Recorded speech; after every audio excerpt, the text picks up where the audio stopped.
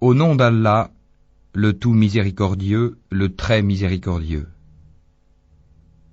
Sur quoi s'interrogent-ils mutuellement? Sur la grande nouvelle, à propos de laquelle ils divergent. Eh bien non, ils sauront bientôt.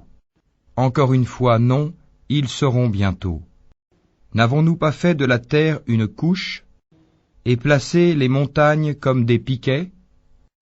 Nous vous avons créé en couple, et désigné votre sommeil pour votre repos, et fait de la nuit un vêtement, et assigné le jour pour les affaires de la vie, et construit au-dessus de vous 7 cieux renforcés. Et y avons placé une lampe, le soleil, très ardente, et fait descendre des nuées une eau abondante, pour faire pousser par elle grains et plantes, et jardins luxuriants.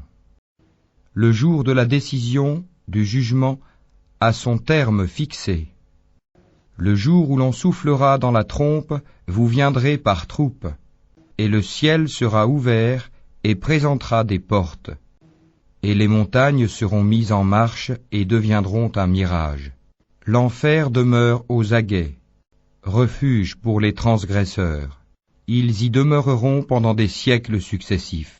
Ils n'y goûteront ni fraîcheur ni breuvage, hormis une eau bouillante et un pu, comme rétribution équitable, car ils ne s'attendaient pas à rendre compte, et traitaient de mensonges continuellement nos versets, alors que nous avons dénombré toutes choses en écrit. Goûtez donc, nous n'augmenterons pour vous que le châtiment.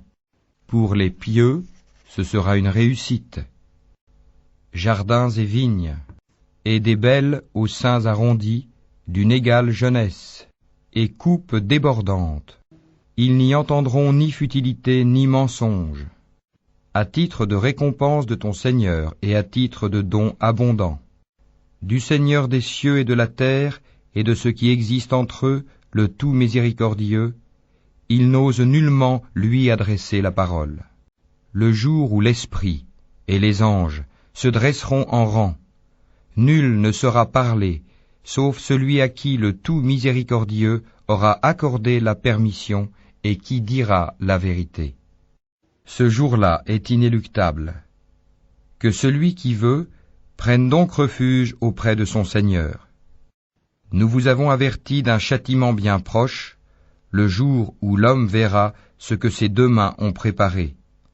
Et l'infidèle dira, « Hélas pour moi, comme j'aurais aimé n'être que poussière. »